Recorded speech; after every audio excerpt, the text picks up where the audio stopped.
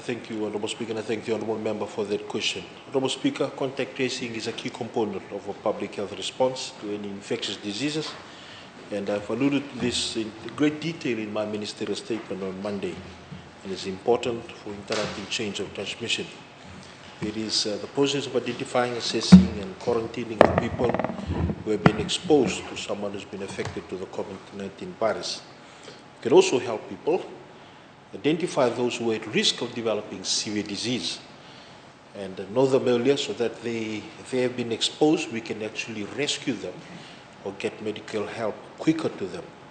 The principles of contact tracing remain the same for the newly identified variants of COVID-19. So whether we're dealing with the old variant or the new variant, the principles remain the same. While it is more transmissible though, this variant, the timely contact tracing spot of quarantine contracts is even more important. We've also used the digital proximal tracing, which is like the KFEGM, and the digital contact tracing speed and accuracy.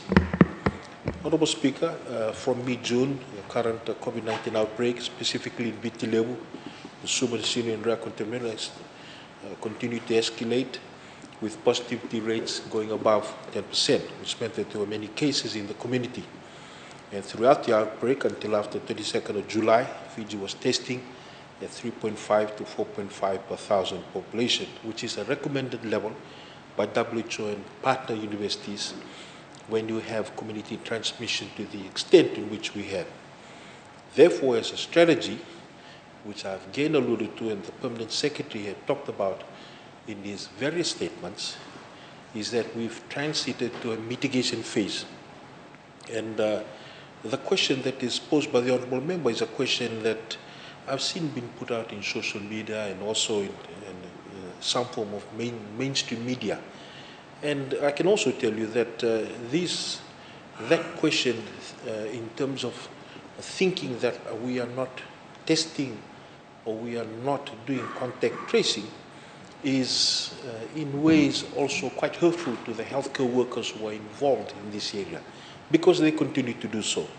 And the whole aim of the mitigation phase is to slow transmission in the targeted communities, specifically areas that may not be affected as much as we have, reduce the severe infection among the vulnerable population, reduce deaths among the severely COVID-19, and community engagement, which is where the government effort with the Permanent Secretary's teams that are out doing the profiling that are doing. So for the new areas of interest, for example, we've had the case in Nambualu, there was obviously extensive contact tracing done.